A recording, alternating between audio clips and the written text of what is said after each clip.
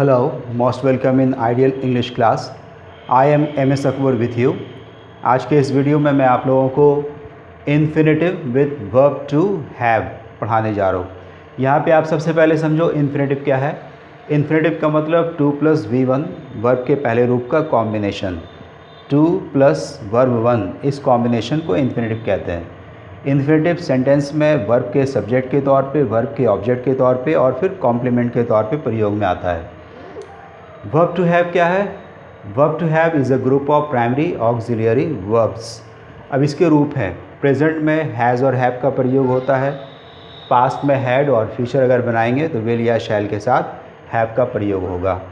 अब यहाँ पे आपको ये समझना है कि infinitive with verb to have का प्रयोग हम कौन सी बातों को, किस तरीके की बातों को दर्शाने के लिए हम करते हैं, यानी सेंटेंस में इसका प्रयोग हम क्यों करते हैं।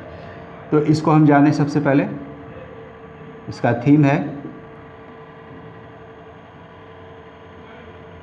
सेंटेंसेस ऑफ इंटेंशन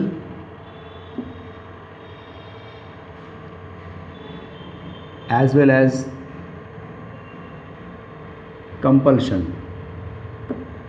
इंटेंशन मतलब इरादा, कंपल्शन बाध्यता, मजबूरी, बाध्यता यानी जिसे हमें अवश्य करना ही होता है। वो सारी बातें जिसमें कि आप अपने इरादे को दर्शाते हैं या फिर मजबूरी के तहत जिन कामों को किया जाता है कि ऐसा करना ही है आपको, तो वैसी सारी बातों को बतलाने के लिए जिन वाक्यों का हम प्रयोग करते हैं उसमें हम इसी फॉर्म का यानी वर्ब टू हैव के साथ इन्फिनेटिव का प्रयोग करते हैं। ओके, याद रखें एक बार फिर से, सेंटेंस में अगर इरादा यानी इंटेंशन या फिर मजबूरी यानी कंपल्शन दर्शाना हो तो फिर हम इन्फिनेटिव का प्रयोग वर्ब टू हैव के साथ करेंगे। इसका आइडिया क्या है हिंदी के सेंटेंसेस में देख लीजिए। प्रेजेंट का अगर आप सेंटेंस बनाते हैं तो इसमें ना है, पढ़ता है, इस तरीके की बातें आती हैं। पास्ट में ना था, पढ़ा या फिर पढ़ता था। और अगर फ्यूचर के सेंटेंस बनाएंगे तो इसमें ना होगा या फिर पढ़ेगा। ओके, ऐसी सारी बातें, ये उसका आइडिया है। इस तरीके के आइडियाज़ सेंटेंसेस में हिंदी के वाक्यों में आते हैं। अब बहुत सारे सेंटेंसेस हैं, जैसे अगर आप कहते हो कि मुझे इंग्लिश सीखना है तो ये क्या है? ये आपका इंटेंशन है, ये इरादा है। अगर आप कहते हैं कि मुझे दिन भर काम करना पड़ता है तो ये क्या है? ये मजबूरी है, ये कंपल्शन है। ओके, वैसे अगर आप कहेंगे कि मुझे दिल्ली जाना पड़ा तो ये भी आपकी मजबूरी थी। या फिर आप कहेंगे अगर मुझे यह काम करना था तो ये आपका पास्ट टाइम में इरादा है। अगर आप कहोगे सेंटेंस अगर कि मुझे गरीबों की मदद करनी पड़ेगी, ओके, तुम्हें यह काम करना होगा, तो इन वाक्यों में मजबूरी दर्शाई जा रही है। तो वैसी सारी बातें जिसमें कि हम इंटेंशन या कंपल्शन दर्शाते हैं, वैसे सेंटेंसेस को इसमें प्रयोग में लाते हैं। तो अब इसका फॉर्म्स देख लें। प्रेजेंट,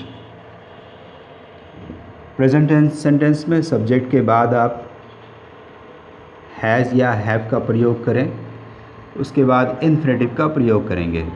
ओके,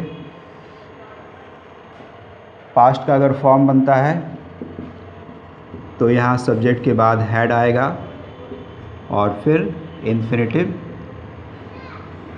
जो कि इसका ऑब्जेक्ट बनेगा। और अगर फ्यूचर सेंटेंस बनाएंगे तो सब्जेक्ट के बाद विल या फिर शैल का प्रयोग करेंगे और फिर हैव, और उसके बाद फिर फाइनली इन्फिनेटिव का प्रयोग करेंगे। See the forms once again. Subject has, have, to, V1 यानी इन्फिनेटिव। पास्ट फॉर्म में सब्जेक्ट हैड, इन्फिनेटिव, और फ्यूचर में सब्जेक्ट विल शैल के बाद हैव और फिर इन्फिनेटिव का प्रयोग करते हैं। बहुत सारे एग्जाम्पल्स इसके बनाए जा सकते हैं। कुछ एग्जाम्पल्स को देखते हैं।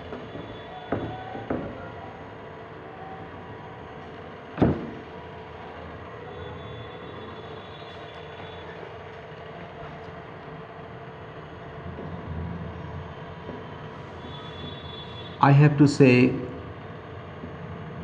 something we have to learn English. We have to follow the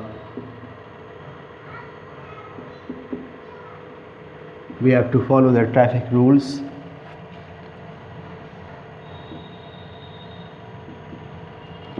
The English had to leave India and you will have to help the needy. See, I have to say something. मुझे कुछ कहना है. We have to learn English. हमें अंग्रेजी सीखना है. We have to follow the traffic rules. हम लोगों को ट्रैफिक के नियमों का पालन करना पड़ता है. The English had to leave India. अंग्रेज़ों को भारत छोड़ना पड़ा. And you will have to help the needy. तुम्हें needy यानी ज़रूरतमंदों की मदद करनी पड़ेगी. अब आप देखो, दिन भर में बहुत सारे काम हम ऐसे हैं जो हम अपने इरादे के अनुसार करते हैं. यानी हम इरादा बनाते हैं कि मुझे ये करना है, वो करना है, घूमने जाना है, कपड़े साफ़ करने हैं, क्रिकेट खेलने हैं, ओके. या फिर हम बहुत सारी काम मजबूरी के तहत भी करते हैं, जैसे कि उसे ऑफिस में काम करना पड़ता है, हम लोगों को सच बोलना पड़ता है, ओके. हमें देश के कानून का पालन करना पड़ता है, हमें झंडे को सैल्यूट करना पड़ता है. इस तरीके की बहुत सारी चीज़ें हैं जो हमें मजबूरी के तहत भी करनी होती है. तो आप प्रैक्टिस किस तरीके से करें? सबसे पहले आप ये देखो कि आज आपको दिन भर में कौन कौन सा काम करना है. तो इसको प्रैक्टिस के लिए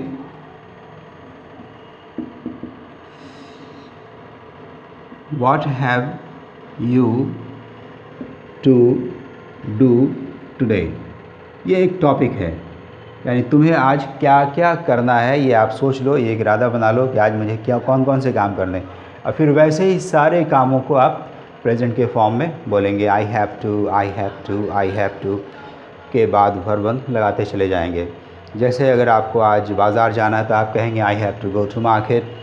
अगर आपको आज पिज़्ज़ा खाना है तो आप कहोगे I have to eat pizza. अगर आपको आज सिनेमा देखना है तो आप कहेंगे I have to watch cinema. अगर आपको आज क्रिकेट खेलना है तो आप कहोगे I have to play cricket, okay. तो वैसे आप पूरे लाइफ का भी अपने प्लान कर सकते हैं कि आपको क्या क्या करना है, कौन कौन से इरादा रखते हैं. या फिर अगर आप कंपल्शन में आएंगे तो आप सोचो कि आपको कौन कौन सा ऐसा काम है जो मजबूरी के तहत करनी पड़ती है, यानी आप बाध्य हैं करने के लिए. तो आपको बहुत सारे काम दिन भर में नज़र आ जाएंगे जिसको करने के लिए आप बाध्य होते हैं. वैसे ही पास्ट फॉर्म में भी आप जाइए, क्या क्या करना पड़ा आपको, अपने बारे में कह सकते हैं, दूसरों के बारे में भी कह सकते हैं, ओके. जैसे मैंने एक एग्ज़ाम्पल दिया, अंग्रेज़ों को भारत छोड़ना पड़ा, ओके.